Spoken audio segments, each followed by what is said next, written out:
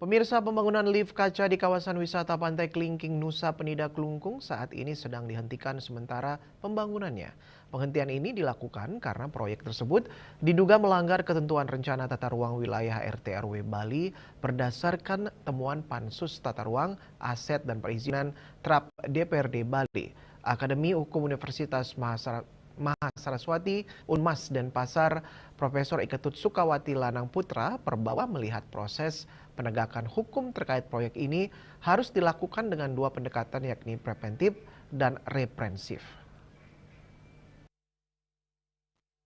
Profesor Iketut Sukawati Lanang Putra Perbawa yang juga Rektor Universitas Mahasaraswati atau Unmas menyatakan meski pihak investor mengklaim telah mengantongi izin terkait pembangunan fasilitas tersebut, Pansus TRAP DPRD Bali menemukan pembangunan lift kaca di sekitar tebing Pantai Klingking melakukan pelanggaran terhadap aturan RT RW. Penegakan hukum proyek ini harus dilakukan melalui dua pendekatan, yakni preventif dan represif. Pendekatan preventif dilakukan dengan menelaah seluruh proses perizinan, mulai dari perencanaan hingga penerbitan izin.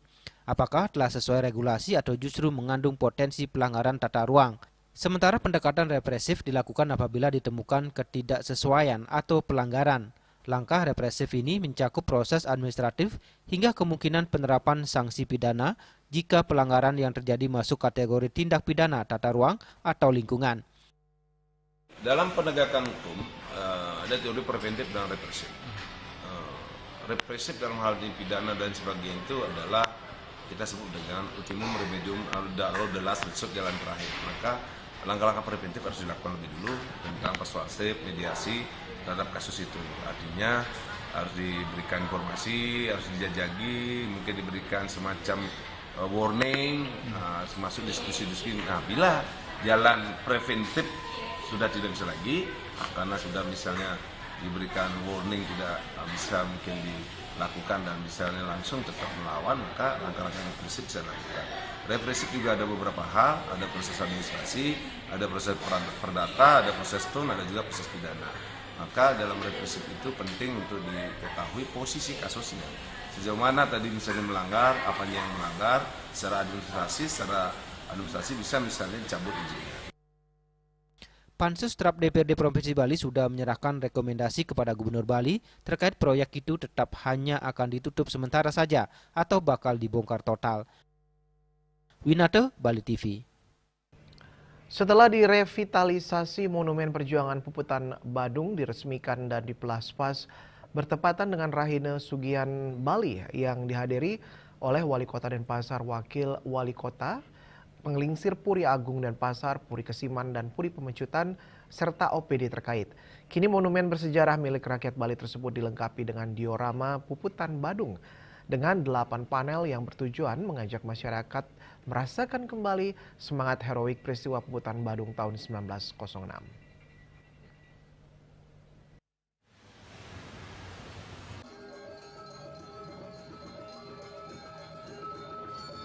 Monumen Perjuangan Puputan Badung kini hadir dengan wajah baru, yakni dilengkapi dengan diorama 8 panel sejarah terjadinya Perang Puputan tahun 1906, yaitu pada bagian bawah patung pahlawan yang saat ini hadir dengan penataan baru, menghadap ke utara yang sebelumnya menghadap ke selatan. Setelah selesai direvitalisasi, bertepatan dengan Sugihan Bali, Monumen Perjuangan Puputan Badung dipelaspas dan diresmikan langsung oleh Wali Kota Denpasar dengan penanda tanganan prasasti dan pemotongan pita. Seniman muda kebanggaan Bali yang berada di balik karya monumental diorama Puputan Badung, Marmar Hera Yukti, menjelaskan, tantangan di balik pembuatan diorama tentu bagaimana bisa menghidupkan, dirasakan, dan ditampilkan dengan indah kepada masyarakat. Pihaknya berharap sejarah Puputan Badung harus menggema dan menyentuh lebih dalam dan berinteraksi kepada siapa saja yang melihatnya. Bisa dilihat di diorama yang ditampilkan sekarang, itulah sebenarnya yang saya rasakan ketika saya mulai masuk dalam cerita Puputan Badung ini. Jadi memang itu adalah peristiwa yang haru, yang ironik, sekaligus membanggakan. Jadi yang paling kuat itu adalah muncul rasa bangga di diri saya yang membuat saya ingin bercerita lebih dalam lagi, lebih jauh lagi berceritanya tentang apa yang terjadi di Puputan Badung ini kepada banyak orang.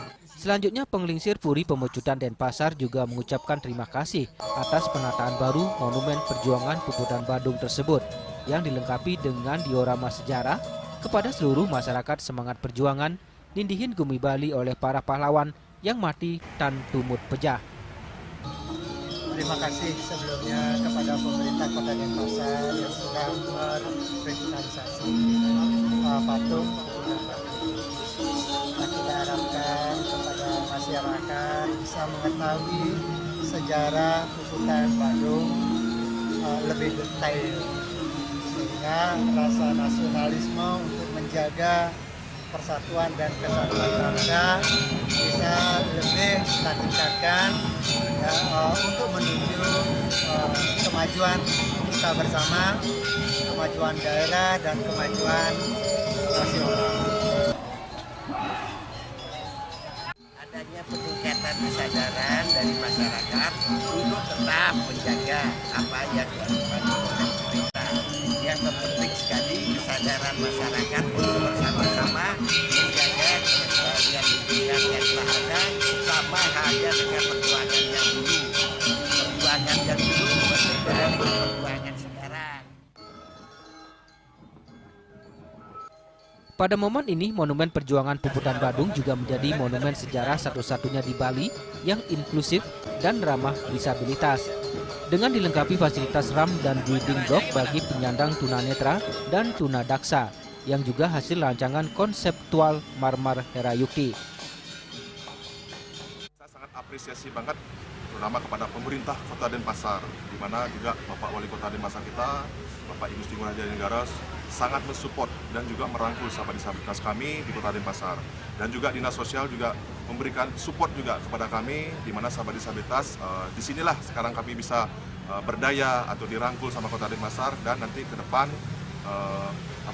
menjadi sahabat disabilitas ini lebih konsisten lagi atau lebih semangat lagi ke depan. Monumen sejarah Puputan Badung menjadi jembatan antar generasi, pengingat akan ketangguhan pejuang Bali sekaligus persembahan bagi masa depan, agar tidak melupakan sejarah sebagai akar dan identitas bangsa. Juliana, Bali TV.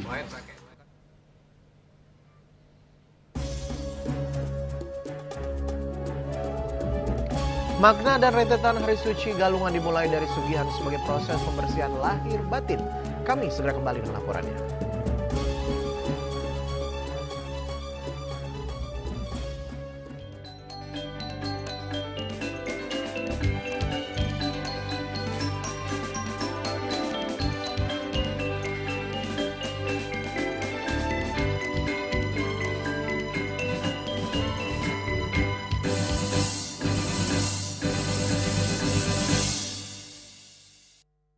Ayo menangkan 5 kesempatan nonton bareng pertandingan bola 2026 di Amerika. Pemenang akan segera dipilih. Jangan sampai ketinggalan. Segera beli 5 bungkus kopi luwak apa saja. Upload ke sosial media, tag @kopiluwakofficial. Luwak hitam baru, nyaman di lambung, gak kemanisan. Ayo menangkan 5 kesempatan nonton bareng pertandingan bola 2026 di Amerika. Pemenang akan segera dipilih. Jangan sampai ketinggalan. Segera beli 5 bungkus kopi luwak apa saja. Upload ke sosial media, tag @kopiluwakofficial. Luwak hitam baru, nyaman di lambung, gak kemanisan. Cat color dengan daya sebar yang luas, cepat kering, dilengkapi 39 pilihan warna. Kualitas dijamin terbaik. Cat color harga ekonomis. Tren hidup sehat masyarakat Kota Denpasar semakin populer. Gaya hidup sehat perlu dijaga secara konsisten untuk menjaga kebugaran tubuh. Pemeriksaan rutin juga perlu dilakukan agar kesehatan semakin terjaga. Sekarang, masyarakat bisa melakukan cek kesehatan gratis. Ini merupakan kado ulang tahun dari pemerintah untuk membantu masyarakat hidup lebih sehat. Cek kesehatan gratis meliputi berbagai pemeriksaan dasar dan lanjutan yang bertujuan untuk mendeteksi dini berbagai penyakit dan masalah kesehatan. Masyarakat bisa mengecek kesehatan mereka mulai dari kelompok bayi hingga lanjut usia di puskesmas terdekat. Program ini akan dilaksanakan berdasarkan siklus hidup masyarakat dengan fokus utama CKG ulang tahun, CKG anak sekolah, CKG khusus untuk ibu hamil dan balita. Jenis pemeriksaan dalam CKG sangat bervariasi, mulai dari screening kekurangan hormon, penyakit jantung bawaan, hingga pemeriksaan gizi, telinga, mata, dan tekanan darah. Untuk usia dewasa dan lansia, fokus pemeriksaan akan mencakup risiko stroke, jantung, kanker, serta kesehatan mental dan fisik. Untuk mendapatkan cek kesehatan gratis, kita bisa mendaftar lewat aplikasi Satu Sehat Mobile atau WA di 081110500567 atau bisa juga datang ke puskesmas terdekat. Masyarakat bisa melakukan pemeriksaan kesehatan mulai dari bayi hingga lansia di puskesmas terdekat. Ayo cek kesehatan secara rutin dan berkala, agar bisa segera mendapat penanganan bila ada gangguan kesehatan. Lakukan germas, lakukan aktivitas fisik, konsumsi gizi seimbang, cek kesehatan rutin, tidak merokok, tidak konsumsi alkohol, menjaga kebersihan, gunakan jamban sehat. Salam sehat. Informasi seputaran aktivitas dan juga prestasi muda-mudi di Pulau Dewata.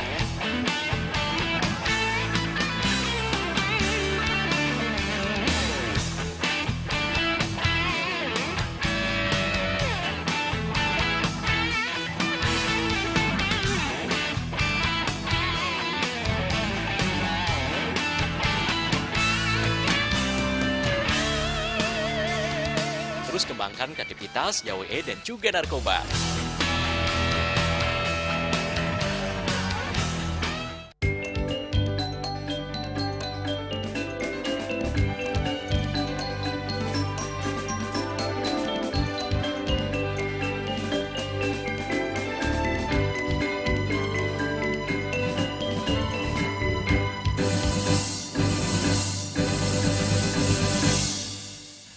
Pemirsa, Hari Raya Galungan merupakan salah satu perayaan besar dalam ajaran agama Hindu di Bali yang dirayakan sebagai kemenangan Dharma atau kemenangan melawan adharma atau kejahatan. Namun sebelum hari suci ini tiba, umat Hindu telah memulai serangkaian persiapan spiritual dan ritual sejak hari Sugihan. Menariknya, Sugihan ini terdiri dari dua jenis, yakni Sugihan Jawa dan Sugihan Bali. Masing-masing memiliki makna mendalam dalam proses penyucian lahir dan batin. Sugihan Jawa yang juga dikenal dengan sebutan Sugihan Pengenten merupakan tahap awal yang menandai persiapan pembersihan Buana Agung atau alam semesta. Dalam konteks tradisional, istilah Jawa berasal dari puluhan konsonan akhir H pada kata jauhe yang berarti jauh. Jawa di sini mengacu pada sesuatu yang berada di luar diri manusia, yakni Buana Agung atau alam makrokosmos. Pada hari Sugihan Jawa inilah dilaksanakan prosesi mererebu, sebuah ritual simbolik yang mencerminkan usaha manusia untuk menetralisasi kekotoran atau kegelapan di alam semesta.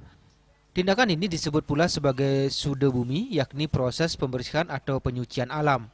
Prosesi ini biasanya dilakukan dengan pembersihan tempat suci seperti Merajan, Pura Swagina, Pura Sadkayangan, dan Danghayangan sebagai bentuk penghormatan dan penyucian terhadap Sang Yang Widiwasa dan para leluhur. Berikutnya adalah Sugihan Bali yang juga disebut Sugihan Manik. Kata Bali berasal dari kata wali yang berarti kembali. Dalam makna spiritual ini adalah ajakan untuk kembali ke dalam diri, sebuah refleksi batin untuk menyucikan buana alit atau makrokosmos atau diri manusia. Istilah manik merujuk pada inti atau esensi, yaitu roh atau jiwa yang menjadi pusat dari kehidupan manusia. Inilah pembersihan Buana Agung inilah diidentikan dengan mererebu bumi. Makanya adanya pengerebuan yang dilaksanakan baik itu di Merajan, di Karayang Guru, dan juga pura-pura yang termasuk Pura Swagina dan apalagi Pura Sadkayangan dan Dangkayangan. Sedangkan nanti kita berbicara dengan Sugihan Bali, karena Bali itu ada kata wali, wali itu kembali itu ya ke dalam. Makanya disilakan Sugi Manik. Manik itu adalah inti dari sebuah sebuah benda. Boleh dikatakan dalam diri kita ini ada roh. Ya, dari buana alit ini ada roh yang harus memang psikis yang harus memang dibersihkan untuk mempersiapkan menyambut Hari Raya Suci Galungan ini. Ritual Sugihan Bali merupakan bentuk introspeksi dan inisiasi jiwa atau diksa, di mana umat Hindu membersihkan diri secara spiritual agar siap menyambut Galungan. Bila Mererebu Buana Agung adalah pembersihan luar, maka Mererebu Buana Alit adalah pembersihan ke dalam. Proses ini penting sebagai langkah menuju keseimbangan antara alam luar diri pribadi. Sebelum kedua sugihan tersebut, ada pula Tumpek Warige yang ditunjukkan untuk memohon restu kepada alam, khususnya tumbuh-tumbuhan, sebagai bentuk persiapan terhadap perayaan Galungan. Tumpek Warige menjadi momen simbolis untuk menghormati alam sebagai sumber kehidupan, sekaligus pengarahan agar seluruh sarana upakara yang diperlukan nantinya bisa tersedia dan diberkahi. Rentetan upacara sejak Tumpek Warige, Sugihan Jawa hingga Sugihan Bali menjadi tahapan spiritual yang mendalam dalam menyambut Hari Raya Galungan. Ketika Buana Agung dan Buana Alit telah dibersihkan, umat Hindu diharapkan mampu merayakan Galungan dengan kesucian hati, pikiran, dan perbuatan, menjalankan dharma dengan penuh kesadaran, dan menjunjung tinggi nilai-nilai satwika dalam kehidupan sehari-hari. Hendra, Bali TV. Dalam pelaksanaan upacara Sugihan Jawa dan Sugihan Bali, umat Hindu di Bali sering menyaksikan keberadaan Banten Mererebu yang memiliki ciri khas tersendiri. Salah satu yang menarik perhatian adalah penggunaan ulam sebagai itik, ayam putih, atau bahkan guling atau babi guling dalam persembahan tersebut. Namun bagaimana sebetulnya makna Mererebu dan apa yang menjadi dasar pelaksanaannya? Secara umum, Mererebu merupakan bentuk persembahan suci dalam upacara sugihan yang ditunjukkan kepada Dewa Surya atau Batara Hyang Guru sebagai manifestasi kesucian dan sumber spiritualitas. Dalam praktiknya, Mererebu kerap diidentikan dengan itik atau ayam putih sebagai ulam utama. Di pura-pura Swagina seperti di Padmasana atau Pelinggi Surya, penggunaan bebek atau ayam putih dianggap sebagai lambang kesucian dan kebersihan lahir batin. Namun dalam perkembangan masyarakat muncul fenomena penggunaan guling dalam Banten Mererebu. Hal ini memunculkan pro dan kontra di kalangan umat. Dalam sastra agama seperti Lontar Sunarigama disebutkan bahwa guling merupakan salah satu ulam bebangkit yang biasanya dipersembahkan dalam rangkaian Durga Puja atau upacara besar yang berkaitan dengan pemujaan kekuatan buta kala. Sementara itu Mererebu tidak termasuk dalam upacara bebangkit sehingga kehadiran guling dalam Mererebu sebenarnya tidak sesuai dengan ketentuan sastra. Meski demikian tidak ada pihak yang bisa serta-merta menyalahkan praktik ini. Dalam konteks sejarah masyarakat agraris Bali, memelihara babi merupakan bagian dari kehidupan sehari-hari. Banyak umat yang membuat kaul atau janji spiritual seperti ketika seekor induk babi berhasil melahirkan anak dalam jumlah banyak dan semuanya tumbuh sehat. Sebagai bentuk syukur mereka pun mempersembahkan salah satu anak babi itu sebagai guling. Biasanya dalam bentuk persembahan sederhana seperti timun membatu sepat. Contoh saja, seorang peternak babi memelihara babi yang punya anak. Nah, ketika anaknya banyak 12 sampai 12 ekor, nah di sana ada kaul-kaul mungkin yang dilaksanakan. Ya contoh saja, ya mudah-mudahan semua anak babi saya besar dengan selamat. Ya saat ada upacara atau saat sugihan, saya akan menghasilkan salah satu dari anak babi itu sebagai guling yang sering disebut timun membatu sepat, gitu kan. Nah ini biar dia tidak melaksanakan hal itu dengan khusus, makanya kebetulan pada itu saat itu sugihan. Nah saat di sugihan itulah itu diaturkan murni sebagai bentuk ucapan atau rasa terima kasih kepada Ida Batara Surya sebagai upasaksi bagaimana beliau sudah memberikan manifest kesehatan kepada babi-babi yang mereka pelihara. Praktek ini kemudian diwariskan secara turun-temurun bahkan hingga ke generasi yang sudah tidak lagi memelihara babi. Akibatnya makna asli dari kaul tersebut menjadi kabur dan penyajian guling dalam upacara sugihan seolah menjadi hal yang lumrah, meski tidak semua mengetahui latar belakangnya. Penting bagi umat Hindu untuk memahami konteks dan makna setiap bentuk upacara berdasarkan sastra agama. Dengan demikian, pelaksanaan upacara keagamaan tidak hanya berjalan sesuai tradisi, tetapi juga selaras dengan ajaran yang tertulis dalam lontar-lontar suci. Ini menjadi catatan penting bagi umat sedharma agar ke depan umat tidak merasa berat menjalankan agama karena ketidaktahuan terhadap makna sejati dari persembahan. Jangan sampai sesuatu yang bersifat kaul justru dijadikan kewajiban universal. Pemahaman yang mendalam dan menyesuaikan terhadap konteks zaman sangat dibutuhkan. agar warisan leluhur tetap lestari tanpa kehilangan makna spiritualnya. Hendra, Bali TV. Banyak masyarakat yang belum mengetahui makna sesungguhnya dari Hari Raya Sugihan Jawa dan Sugihan Bali. Hal ini tidak mengacu kepada suatu daerah, namun lebih kepada upacara pembersihan menyambut galungan.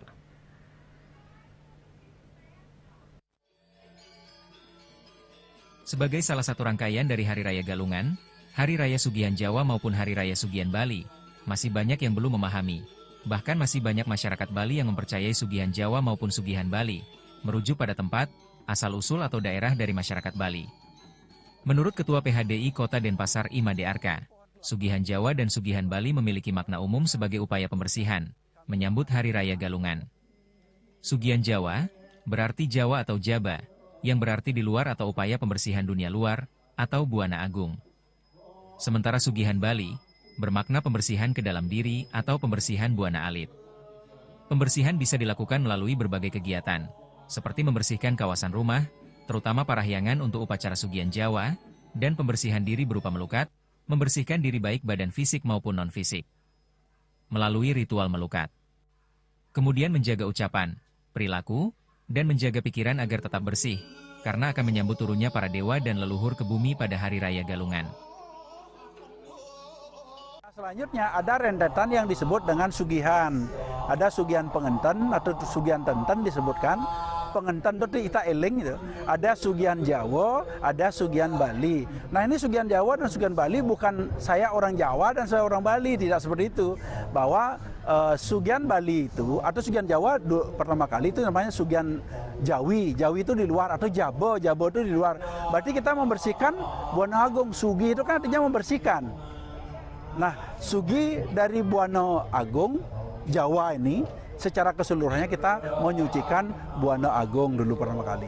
Baru begitu kita Sugihan Bali. Sugihan Bali itu artinya Sugihan Bali artinya membersihkan diri kita sendiri, internal di Buana Alit dia. Diri kita sendiri. Setelah kita membersihkan Buana Agung, kita membersihkan Buana Alit diri kita sendiri supaya apa? Supaya ketika nanti datang galungan itu kemenangan Dharma melawan Adharma, jelas jadinya. Itu esensi sebenarnya.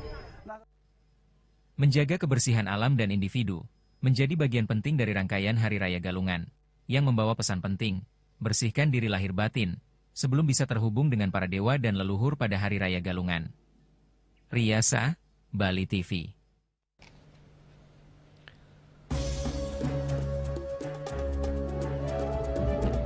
Kami segera kembali dengan informasi Fakultas Hukum Unmas Denpasar menggelar the first International Conference on Civilization and Human Rights.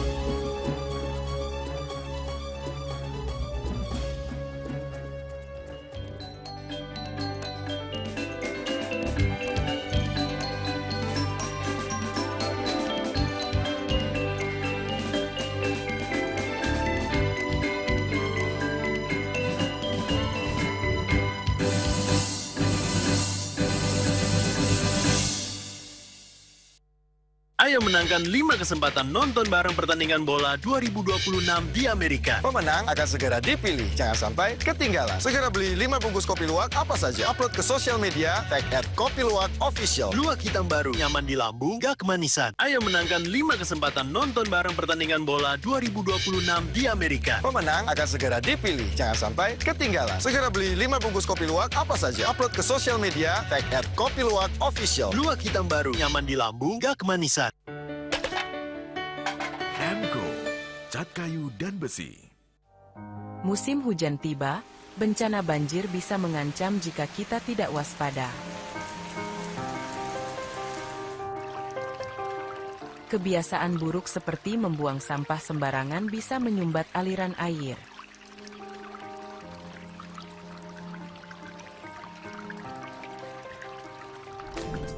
Kita bisa mencegah banjir dengan bergotong royong, menjaga selokan bersih, dan menanam pohon.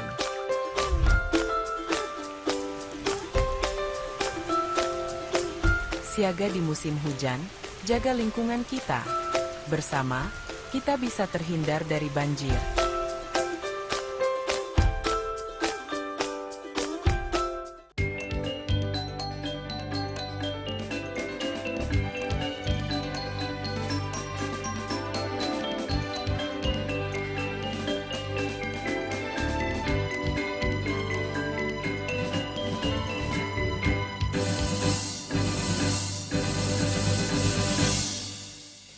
Pemirsa, Fakultas Hukum Universitas Mahasaraswati Unmas Denpasar menggelar The First International Conference on Civilization and Human Rights. Kegiatan tersebut berlangsung di Aula Ballroom kampus tempat dibuka oleh Rektor Unmas Profesor Iketut Sukawati Lanang Putra Perbawa. Universitas Mahasaraswati Denpasar bangga menjadi tuan rumah The First International Conference on Civilization and Human Rights atau ICCHR dengan tema Dialog, Diversity, and the Future of Human Rights. Konferensi ini menjadi wadah akademik internasional untuk membangun dialog lintas bangsa, membahas nilai-nilai kemanusiaan, keberagaman, dan arah masa depan hak asasi manusia dalam konteks peradaban global. Rektor Unmas Profesor Iketut Sukawati Lanang Putra Perbawa menyatakan kegiatan ini merupakan tridharma perguruan tinggi. Seminar internasional digagas bagaimana kedepannya Unmas bisa menjalin kolaborasi bekerja sama dengan kampus internasional. Swati Fakultas Hukum juga karena ini bagian dari tridharma perguruan tinggi dalam memenuhi akreditasi unggul yang sudah kita dapatkan unggul, baik itu APT maupun fakultas dan beberapa fakultas.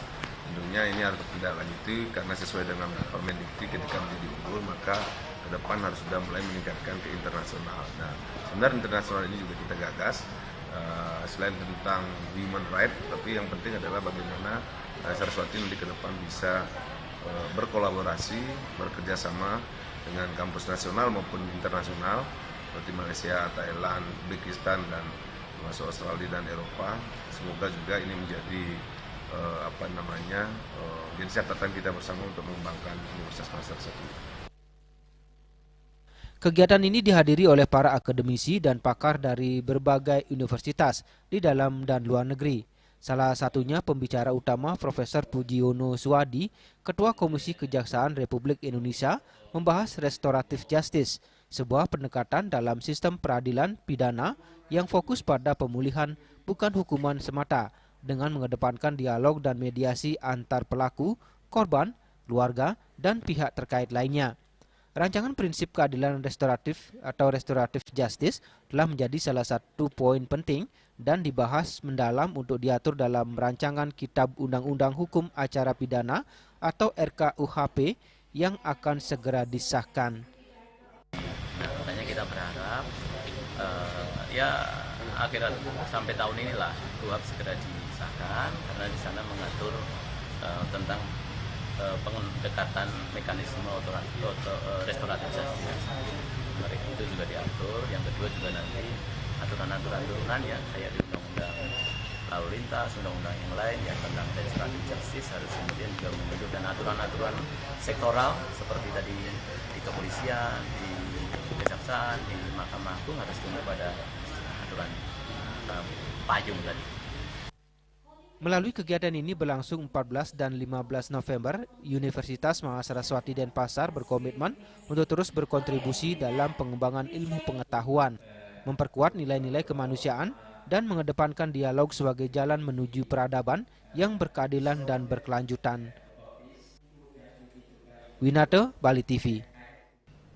Universitas Dwi Jendra Denpasar menggelar konferensi internasional kedua terkait pembangunan berkelanjutan di kampus tempat pada Jumat 14 November 2025. Konferensi tersebut mendiskusikan berbagai masalah seperti air, pangan, dan energi. Konferensi internasional kedua yang bertemakan Multidisciplinary Research Perspective, CMRP 2025, diikuti oleh para peserta dari beberapa negara seperti Inggris, Jepang, Thailand, Filipina, dan India.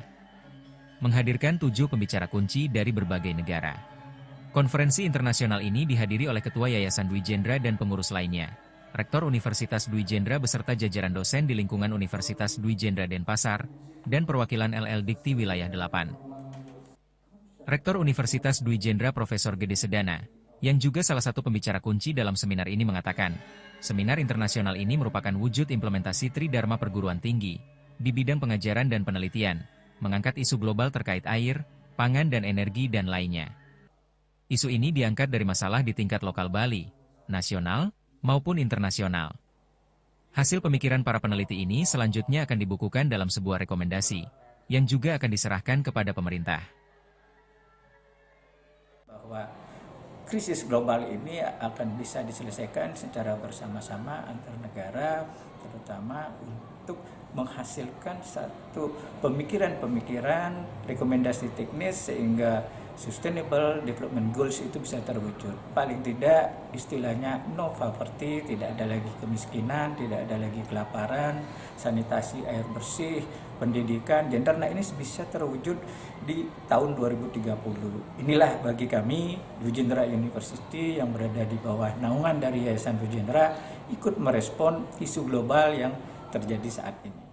Bahwa kita sudah melakukan sesuatu terhadap alam ini, mudah-mudahan apalagi ada visi Yayasan Rujendra yaitu mengembangkan budaya dan agama kita, termasuk visinya Gubernur Bali Nangun Sakyarti Loko Bali itu sendiri untuk peningkatan dan keharmonisan keseimbangan antara alam dengan manusia. Kita jaga bersama alam ini. Sementara sejumlah pembicara mengatakan, di negara-negara berkembang, pembangunan berkelanjutan terkendala oleh berbagai faktor, salah satunya rendahnya SDM, minimnya pendidikan, investasi, dan infrastruktur. Salah satu jalan keluar yang ditawarkan yakni melalui peningkatan sektor pendidikan. Investment is required, and priority should be given for such investments. And these are key imperatives where any nation can move forward when you focus on these key areas. As to how they should change, they have to shift in education from just giving information to making students create the knowledge.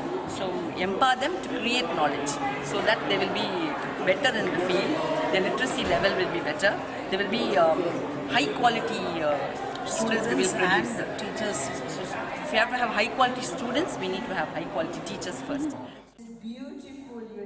Hasil pemikiran dari para pembicara lintas negara ini diharapkan bisa menjadi bahan pertimbangan, kajian atau acuan dari pemangku kepentingan sebelum mengambil kebijakan dalam mencari solusi berbagai permasalahan di masyarakat. Riasa, Bali TV. Sekolah Tinggi Ilmu Kesehatan Stikes Advaita Medika Tabanan menggelar wisuda Diploma 3 Kebidanan, Sarjana Keperawatan dan Pengukuhan Profesi Nurse tahun akademik 2025 yang bertempat di Aston Hotel Denpasar. Acara wisuda dan pengukuhan kali ini diikuti total 43 wisudawan dari 3 program studi.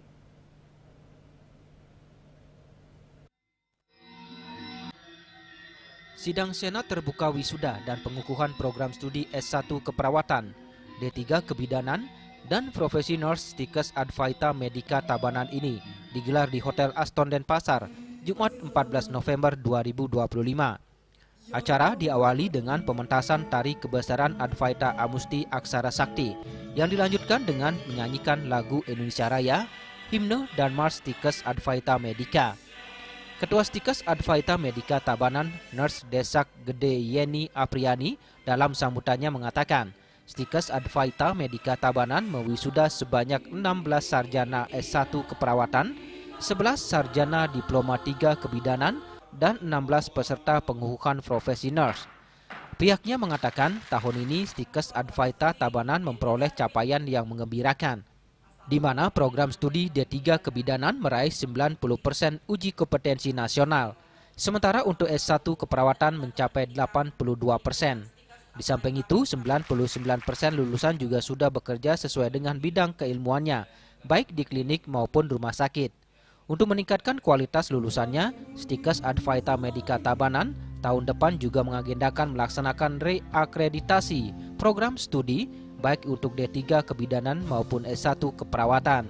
Ia berharap para lulusan kali ini bisa segera bekerja sesuai bidang keahliannya baik di dalam maupun di luar negeri.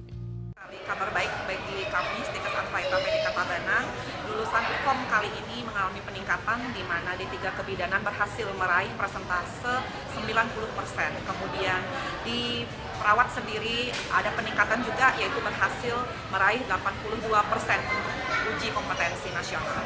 Kami sebagai lembaga Stikes Advaita Medica Tabanan tentu mengirim doa kepada adik-adik yang hari ini diwisuda dan dikukuhkan. Semoga semua dapat segera bekerja sesuai dengan bidang keahliannya, tidak lebih dari 3 bulan dan mereka sudah dapat bekerja baik itu di dalam ataupun di luar negeri. Karena ada satu dari mereka kali ini sudah penjajakan, sudah sedang les juga, berencana akan berangkat ke Jerman untuk menjadi perawat di sana. Sementara itu, Ketua Yayasan Cipta Karya Dharma, Idewo Gede Ari Wirawan mengatakan, pihaknya sangat mendukung upaya-upaya yang telah dilakukan manajemen dalam meningkatkan kualitas lulusan. Dan yayasan juga akan terus berusaha meningkatkan fasilitas-fasilitas yang tersedia di dalam kampus. Untuk lulusan kali ini sangat luar biasa, hampir 99% mereka lulus UKOM. Jadi mudah-mudahan ke depan kita bisa lebih meningkatkan lagi kualitas kita.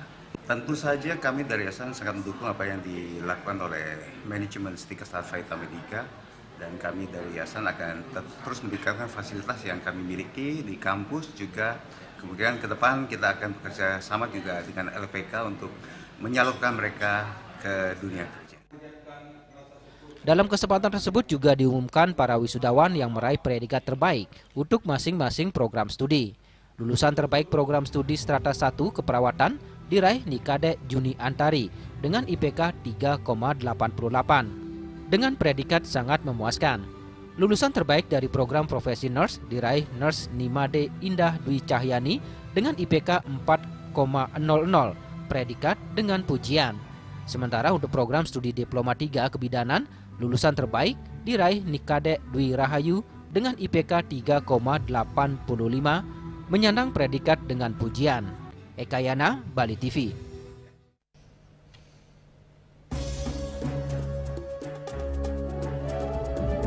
Perangkat Desa Bukti datangi Bupati Buleleng terkait jalan rusak. Kami segera kembali dengan informasinya.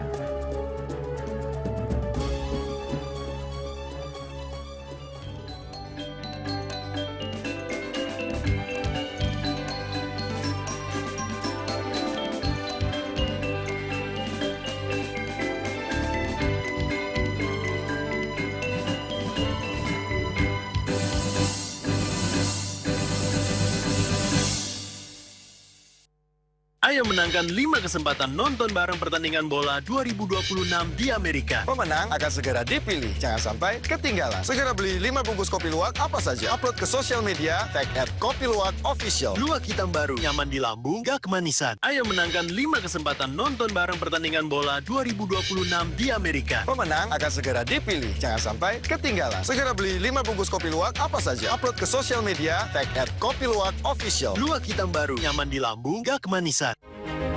Cat color dengan daya sebar yang luas, cepat kering, dilengkapi 39 pilihan warna. Kualitas dijamin terbaik. Cat color harga ekonomis.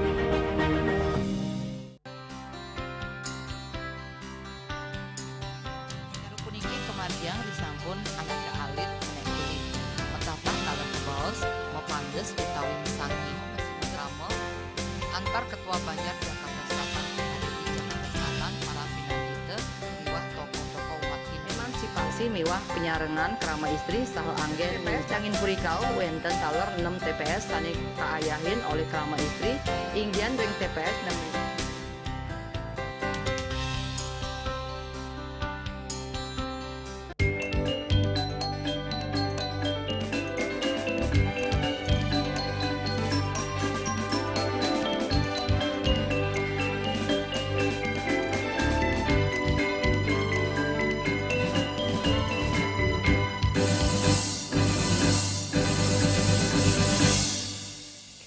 Sejumlah perangkat desa Bukti Kecamatan Kubu Tambahan Buleleng mendatangi kantor Bupati Buleleng.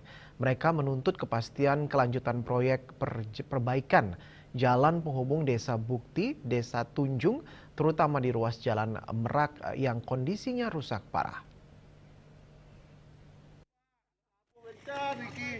Dalam video amatir yang diambil warga setempat tampak ruas jalan yang rusak di Desa Bukti.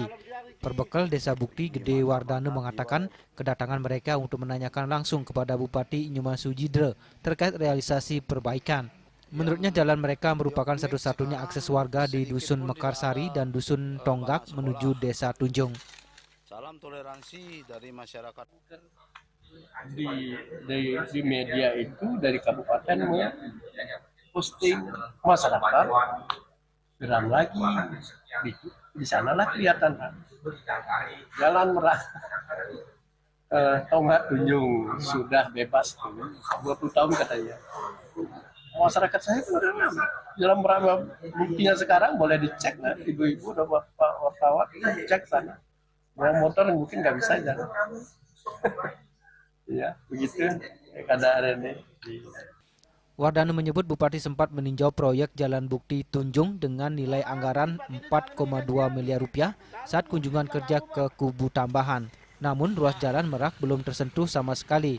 Bupati Buleleng Inyuma Sujidro mengakui ada kesalahpahaman terkait penentuan ruas jalan dalam proyek tersebut. Ambil dulu yang di atas karena itu pendek, sedangkan kita mengerjakannya di anggaran perubahan. Kalau yang panjang ini kan kita kerjakan di awal, di induk. Kita sudah sampaikan ke Pak Mokal, cuman Pak Mokal nggak dipercaya sama masyarakat. Itu. Tidak ada masalah sih sebenarnya. Ada. Mungkin bisa ditegaskan kapan akan diperbaiki yang sudah nanti ditenderkan di bulan Januari. Tender di bulan Januari. Kalau misalkan penyedia bersiap di Februari, ya harus dikerjakan di bulan Februari. Menurutnya ruas jalan yang dimaksud mencakup Merak, Tonggak, Tunjung, bukan sebaliknya. Bagian atas lebih dulu dikerjakan karena jaraknya lebih pendek dan sudah masuk dalam APBD Perubahan 2025. Sedangkan ruas panjang akan dikerjakan dalam anggaran induk 2026. Yasere Yuli, Bali TV. Keluhan masyarakat Gianyar terkait kondisi jalan rusak akhirnya mendapat jawaban tegas dari parlemen setempat. Dewan Perwakilan Rakyat Daerah DPRD Gianyar menunjukkan respon cepat terhadap atensi publik di media sosial dan menargetkan perbaikan seluruh jalan tuntas pada tahun 2027.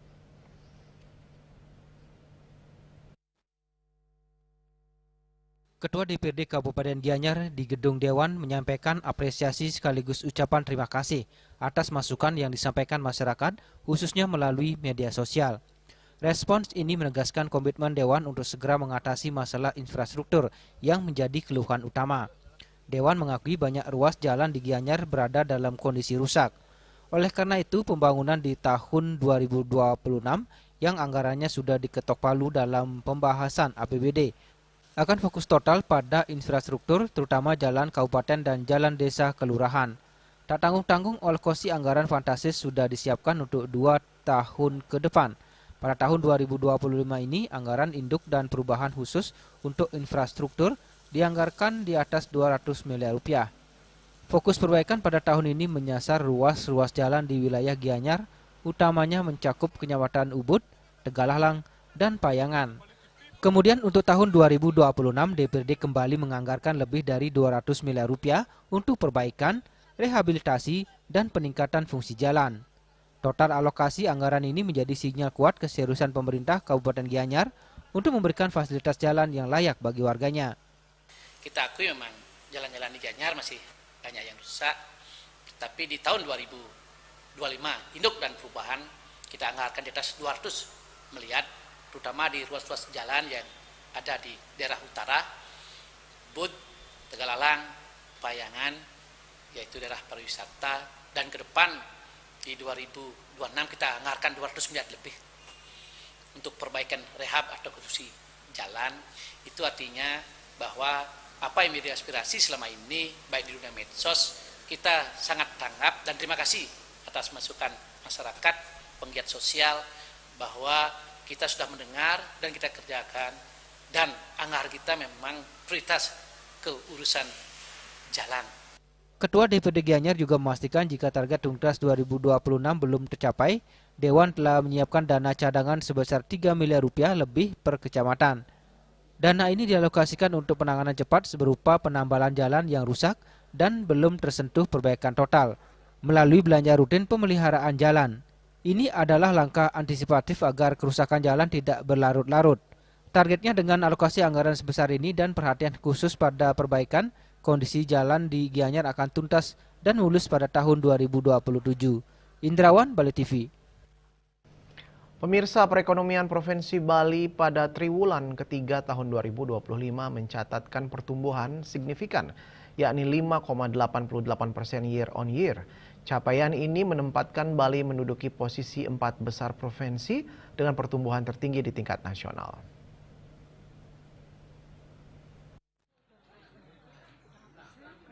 Hal tersebut disampaikan Deputi Direktur Kantor Perwakilan Bank Indonesia Provinsi Bali Yusuf Wicaksono dalam acara Capacity Building Sobat Media di Menjangan Buleleng pada Kamis 13 November 2025. Capaian tersebut didukung oleh sektor akomodasi makanan minuman sebesar 23%, sektor pertanian dan transportasi, serta sektor konstruksi dan perdagangan. Pada triwulan ketiga, sektor tersebut tumbuh baik sehingga secara kumulatif pertumbuhan ekonomi Bali mencapai 5,88%. Meskipun bangga dengan capaian 5,88% YoY, Yusuf Wicaksono menekankan bahwa momentum pertumbuhan ini membawa tantangan baru, yakni menjaga inflasi dan stabilitas daya beli, sehingga pertumbuhan ekonomi dapat dinikmati oleh seluruh masyarakat.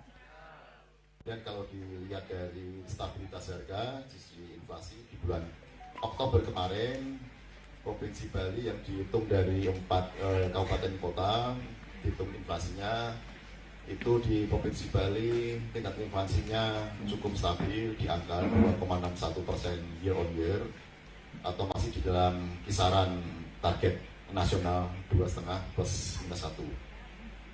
Dan inflasi ini kalau dilihat dari bulan kemarin cenderung menurun karena memang semua pihak yang terkait, baik Bank Indonesia, pemerintah daerah, dan konsumen juga itu berupaya agar bahan-bahan, terutama bahan pangan, itu cukup stabil. Jadi meskipun tadi perekonomian tumbuh, stabilitas harga atau inflasi terkendali, namun ada beberapa tantangan yang kita hadapi dan perlu kita waspadai bersama. Yang pertama adalah bagaimana perekonomian yang meningkat tersebut dapat dinikmati secara merata oleh seluruh lapisan masyarakat di Bali. Yang kedua adalah bagaimana supaya perekonomian yang meningkat tersebut tidak diikuti oleh kenaikan harga, artinya harga tetap stabil agar daya beli masyarakat tetap. Selain paparan ekonomi, kegiatan capacity building juga diisi dengan diskusi bersama pimpinan redaksi Tirto ID, Rahmadin Ismail, yang membahas strategi pengembangan media digital di era algoritma dan persaingan konten, di mana tren industri media dan periklanan kini mulai bergeser dari pasar nasional menuju pasar lokal. Sukma dan Bunga, Bali TV.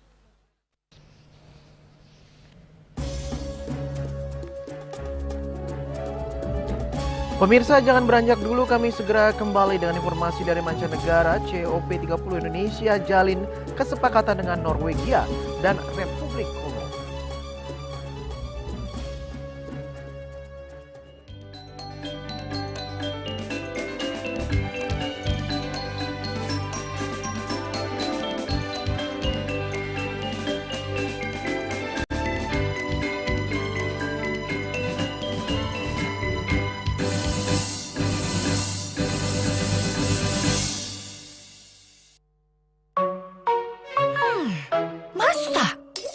Jangan telan mentah-mentah, pikir lagi masak-masak.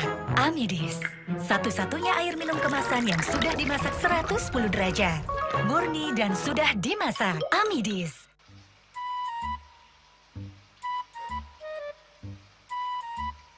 Loh, Nyai bengong kan? Oh, aku ngerti bu, amun seorang perempuan, seorang istri melamun, isi dompetnya pasti KTP, Rogen.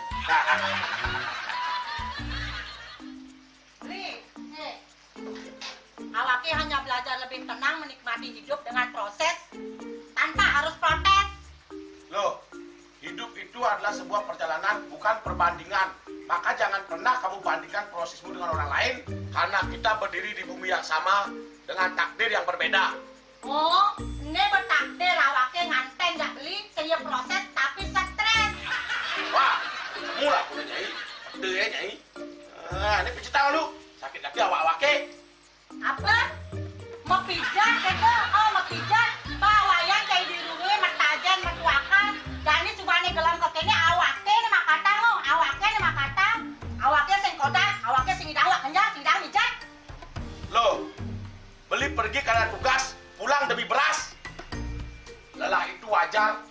menyerah bukanlah jalan keluar. Semangat kone ngopi, kone ngama, wakilnya menceramah, jadi kayak presiden. Masih lagi sih, kita nggak wakil.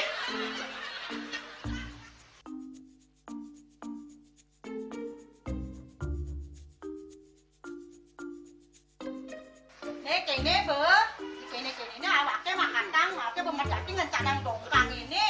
Oh, kadang timpalnya jadi makatang. Ngajak ke saya dirundungi wayan. Ini, ayo kemana jangan bicaranya nih lo. Ini siap dicetan awaknya jangan beli, langise ane jangan. Wah, si lagi sini ada ngorek tempe semangat aja kangon. Melarang saya beli ngomong, ini madan minyak gana pati. Aduh, sudah lo, besok beli lo. Pemelaan nih. Pemelaan, jangan nggak dikasat lagi sini. Apa dikasat lagi sini lo? Coba tinggalin. Nih di HP ini nak ada beli. Nak liu kasihatnya nih beli bati nak nganggon minyak gana pati ada nih beli meringankan apa ada nih kaki terkilir, keseleur, ematik, pegelinu, pilak, kesemutan, bangcang sakit pokoknya megenang kasihatnya nih. Nih, mana gitu? Ini kan saya nak anaknya, awaknya saya ketakonan. Jadi awaknya bersehat. Ini awaknya kita nyai di kamar ini. Aku asingnya. Asingnya nyai, awaknya bersegar kakak lain nyai. Beli. Baik.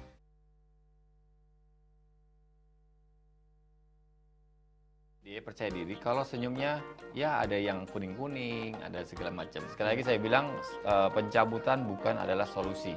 Pasien-pasien dengan support suami, support anak-anaknya, menantunya, cucu-cucunya itu luar biasa.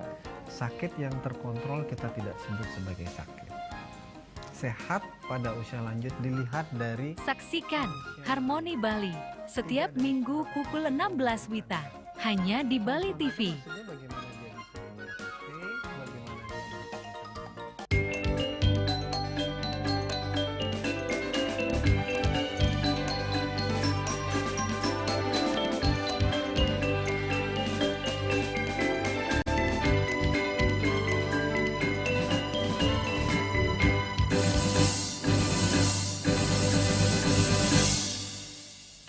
Pemirsa, pemerintah Indonesia melakukan pertemuan bilateral dengan Norwegia dan Republik Kongo dalam konferensi perubahan iklim PBB ke-30 atau COP30 di Belém, Brazil, Rabu 12 November waktu setempat. Sejumlah kesepakatan pun terjalin dari pertemuan tersebut. Pemerintah Indonesia yang diwakili Menteri Lingkungan Hidup Hanif Faisal Nurofik melakukan pertemuan bilateral dengan Menteri Iklim dan Lingkungan Hidup Norwegia, Andreas Bjelland Eriksen, untuk membahas penanganan sampah plastik. Pertemuan bilateral tersebut diadakan pada hari ketiga pelaksanaan konferensi perubahan iklim PBB ke-30 COP30 di Belém, Brazil, Rabu 12 November waktu setempat. Dalam pertemuan tersebut, pemerintah Indonesia menyatakan sangat berkomitmen untuk mengatasi permasalahan sampah plastik di tanah air. Pasalnya, tercatat Indonesia menghasilkan 143.000 ton sampah per hari. Dari jumlah tersebut, sekitar 12 hingga 17%-nya merupakan sampah plastik. Hanif Faisal Nurofik pun menekankan penanganan permasalahan sampah plastik harus melibatkan banyak pihak, sehingga penanganannya bisa dilakukan secara masif, terukur, dan sistematis. Kemudian Mr. Anderson, Minister of Climate and Environment juga mengkonfirmasi kesiapan Indonesia untuk menjadi lead di dalam rangka penanganan plastic pollution. Indonesia sangat kuat tekad untuk kemudian mengurangi secara bertahap plastik problematik yang menyebabkan polusi plastik di tanah air kita. Dalam COP30, Hanif juga melakukan pertemuan bilateral dengan Menteri Lingkungan Hidup Pembangunan Berkelanjutan Republik Kongo, Alet Soudan Donald, yang menghasilkan kesepakatan upaya pemulihan lahan gambut melalui restorasi tropical peatland dengan kolaborasi bersama. Dari Belém, Brazil, Anita Permatadewi, Kantor Berita Antara mewartakan. Wakil Menteri Luar Negeri Polandia, Władysław Teofil Bartoszewski, berharap implementasi IUU-CIBA dapat menjadi pintu peningkatan hubungan perdagangan negaranya dengan Indonesia. Hal itu diungkapkan saat dijumpai di Kedubes Polandia.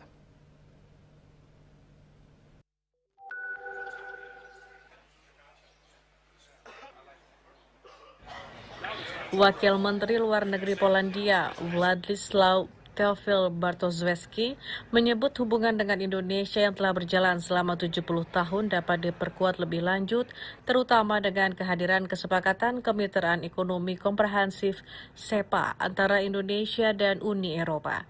Saat dijumpai di Kedutaan Besar Polandia di Jakarta, di sela-sela kunjungannya ke Jakarta, Kamis 13 November, Wamenlu Polandia menyebut pihaknya menantikan implementasi kesepakatan itu. Ia menilai perlu ada peningkatan dalam hubungan perdagangan kedua negara. Menurutnya, ada sejumlah produk Polandia yang dapat didorong dalam perdagangan dengan Indonesia, termasuk produk otomotif dan pertanian. Selain itu, ia juga menyatakan kesiapan untuk menjalin kerjasama pertahanan dengan Indonesia, seperti dalam perdagangan alutsista. Once SEPA is finalized and ratified, we should intensify the trade between our two countries, and also we should invest in the people-to-people exchanges and cultural exchanges and academic exchanges, because at the end of the day, the best way to have better relations is for the respective people to know each other better. Menurut Bartoszewski, bidang pariwisata juga menjadi sektor yang dapat ditingkatkan dalam hubungan kedua negara. Begitu banyak masyarakat Polandia yang telah mengenal keindahan Pulau Bali, namun ia menyebut ada berbagai destinasi wisata lain yang dapat menarik turis asal Polandia, demikian pula sebaliknya dengan turis asal Indonesia ke Polandia. Dari Jakarta, Arya Sindiara, Kantor Berita Antara mewartakan. Dan kini kami sampaikan informasi perakiraan cuaca untuk kabupaten kota di Bali.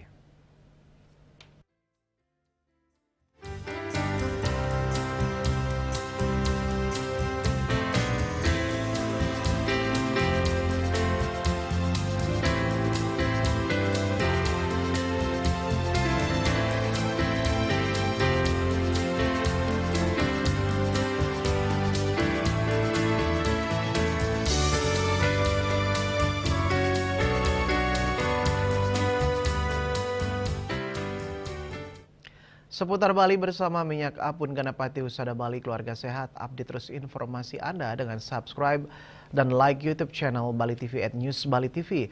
Mewakili redaksi yang bertugas, saya Dwi Priawan pamit undur. Terima kasih atas perhatian Anda dan sampai jumpa. Om Santi Santi Santi Om.